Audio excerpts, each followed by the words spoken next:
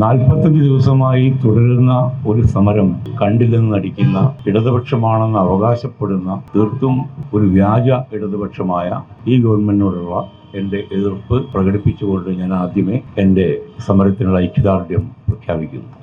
നമുക്കറിയാം, കോവിഡ് കാലം കഴിഞ്ഞിട്ടും കോവിഡ് കാലത്തും ഒക്കെ തന്നെ ആശാ വർക്കർമാരുടെ സേവനം മുതലെടുത്ത ഒരു ജനവിഭാഗമാണ് കേരളത്തിലുള്ളത്. നമ്മളൊക്കെ, ഞാനടക്കം, അവരുടെ തൊഴിലിൻ്റെ മഹത്വം പോട്ടെ, തൊഴിലിനെ പരിഗണിക്കുന്നത് പോലുമില്ലാതെ, ഇപ്പം ഞാൻ പറയുന്നത് ആശാ വർക്കർമാർ പോലെ തന്നെ ശുചിത്വ ജോലികളിൽ ഏർപ്പെട്ടിരിക്കുന്ന സാധാരണ തൊഴിലാളികൾ, അവരൊരു ദിവസം പണിമുടക്കിയാൽ കേരളത്തിലെ സ്ഥിതി എന്താവെന്ന് മാത്രം ആലോചിച്ചാൽ മതി.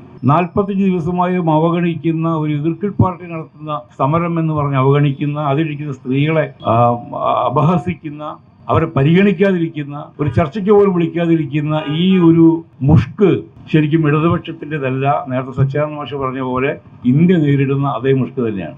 രണ്ടും ഒന്നാണ്, വെറുതെ പറയുന്നതാണ്. ജനാധിപത്യമൊന്നുമില്ല ഇവിടെ.